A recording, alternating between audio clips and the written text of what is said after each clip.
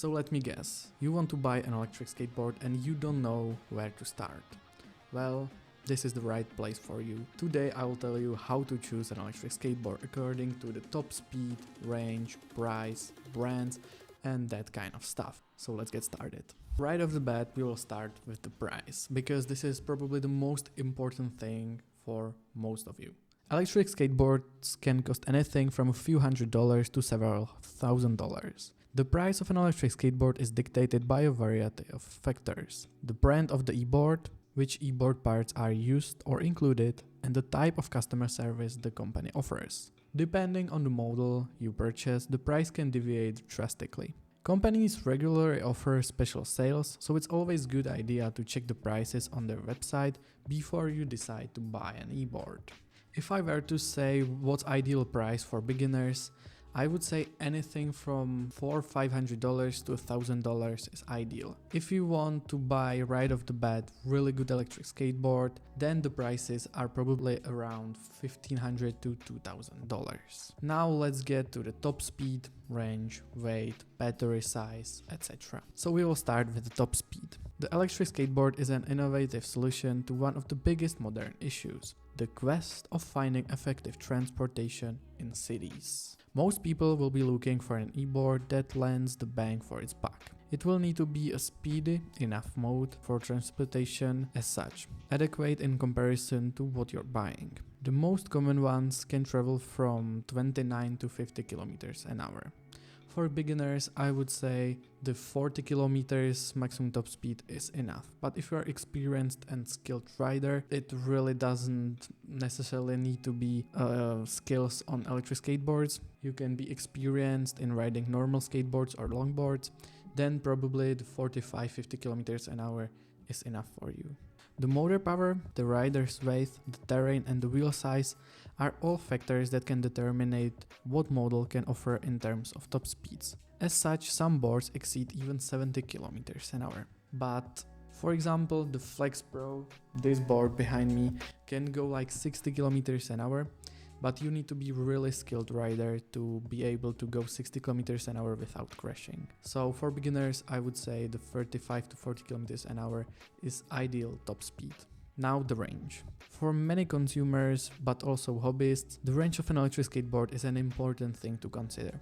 How far an electric skateboard can travel without requiring further charging is determined by a lot of different factors. Average e-board can go for around 12, 15 to 20 miles, which is around 30 kilometers in one charging. But the battery size, the e-board is the main aspect influencing your travel range. Also take in mind weight of the rider and the average speed when estimating the range of an e-board. Furthermore, the motor power or the vehicle, the wheel size and even simple things such as inclines, declines, wind and outside temperature can be factors determining the range of an e-board. So for example, if you are buying, wowgo Pioneer X4 and the range is 30 kilometers, take into account that they are testing the board with, for example, 25 kilometers an hour average speed, 80 kilograms rider, flat terrain, and also the ideal temperature. If you are in the hilly area, you weigh like 95 kilograms and you will be riding 40 kilometers an hour all the time and will be outside like 5 degrees Celsius, then the range can be only 10 kilometers. But that's the same with electric scooters, cars, etc.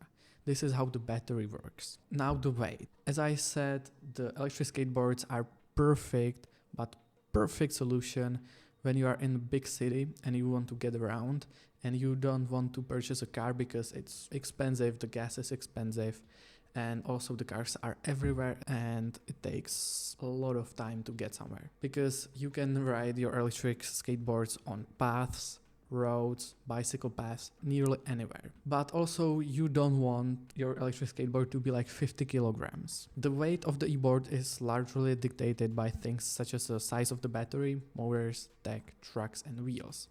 And the average weight of the e-board is between 7 to 13 kilograms. I would say also be aware, some shortboards have bigger weight than some longboards.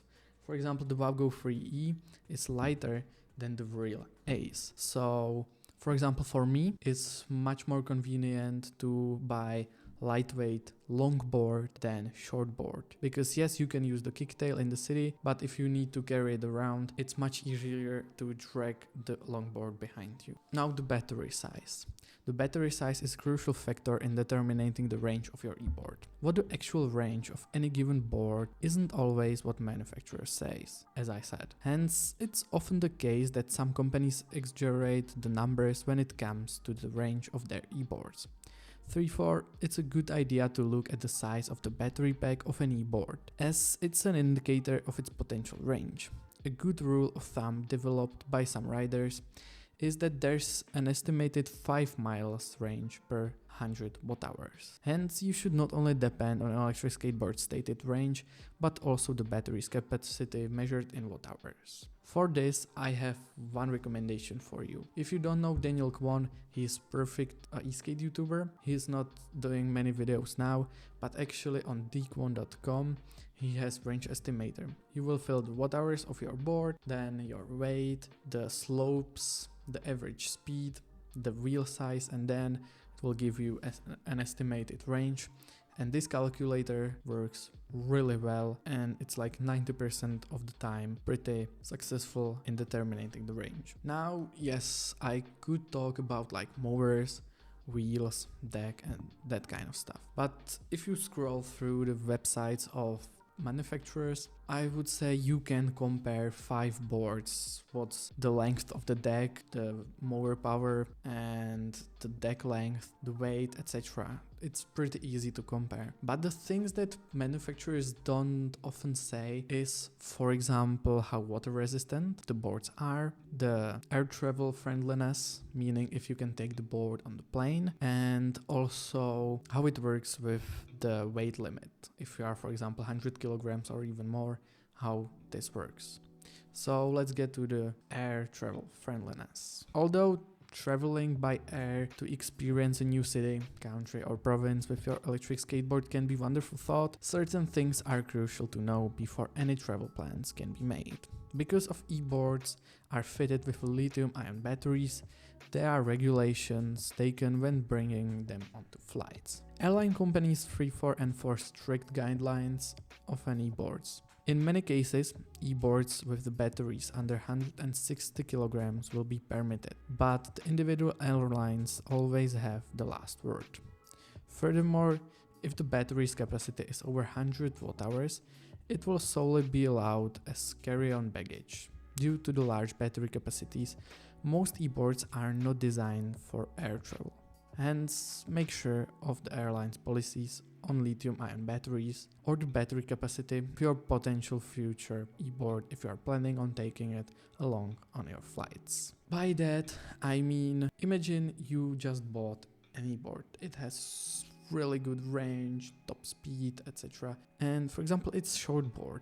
And you are thinking like, yes, I can just take it as my baggage. I can go by plane to different city. I can enjoy it in the city. Well, it's not really possible and it's not that easy. For example, I wanted to take my electric skateboard to Dubai and it was like 1.5 years ago. And at that time, I only had the real RS. And the real RS had like 600 or 700 watt-hours battery. So I was not allowed to take this board to the plane and enjoy it. So if you want to experience electric skateboarding in different city, then you can look on the websites if the boards or the manufacturers of the boards don't have a rental places. For example, in Dubai, the Evolve electric skateboards are renting the boards here. So I was able to enjoy the electric skateboarding in Dubai. Or if you have, for example, the exway wave, then yes, you can take this board with the 99 watt-hours battery on the plane. So now the water resistance and IP rating. This is the question people often ask when they want to buy an electric skateboard. Can I ride it when it's raining outside or when it's wet? Is it problem to go through the puddle? Well, it really depends. If it's like 10 centimeters deep puddle, yes, then it's problem, especially when the board is not properly sealed. But if it's just light rain, I mean really light, or it's just wet ground, it's not problem for the board. It will probably not break. but take into the consideration that it can happen and it's your fault. It's not the manufacturer's fault, because they are not saying, yes, it's IP66 or I don't know, 99, and you can go through rainy days all the time and that kind of stuff. For example, the exway boards, most of the exway boards are really well sealed, and we were, for example, testing the exway Flex Pro in the puddles, and it still lives up to it. I don't know what I said. It works. And well, my recommendation overall when you want to ride in rainy days, don't do it if it's possible. If you really need to go somewhere and your only option is electric skateboard, then yes, do it. But the bigger problem, I would say, than breaking the board is your safety. Because if the roads are really wet or it's raining and you are using 90mm polyurethane wheels, which are the small wheels if you don't know, these ones, then it's a little bit problem for you because it slips really well, meaning you will probably crash if you are not cautious. But if you are using board like this, the wowgo 82 Plus, for example, this board has big 200mm pneumatic wheels and they also have threads, so it works like pneumatic tire on the car. With this board I go outside pretty often when it's raining and I'm fine. But again, you need to ride board for some time to be able to control the board in wet conditions. I recommend you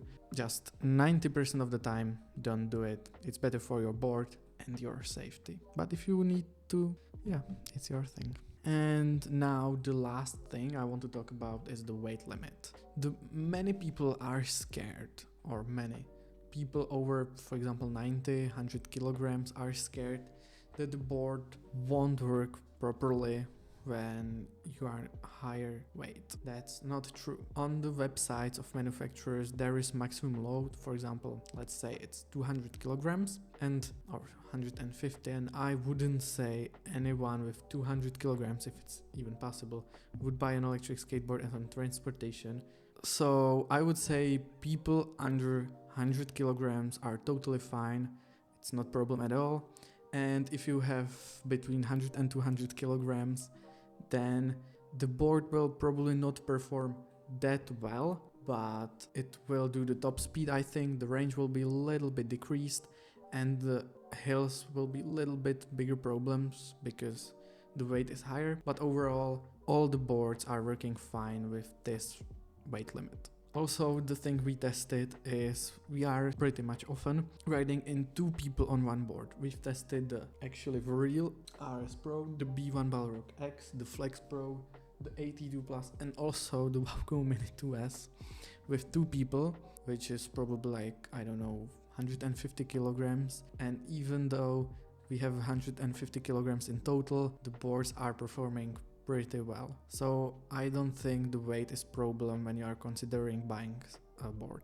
And yeah, that's it. If there's something you need to know about electric skateboards, write it down in the comments, give this video a like, subscribe, and that's probably it. If you want, I can make another video about more detailed stuff like the wheels, the bushings, the belts, I don't know, some accessories, because there are many things when you are considering buying e-board and there are many things to know about it. But for now, this is the core of this hobby, and I would say now you know the most of the things you need to know to buy an electric skateboard. Now it's just up to you which one you will buy. Thank you so much for watching, and I will see you later. Bye.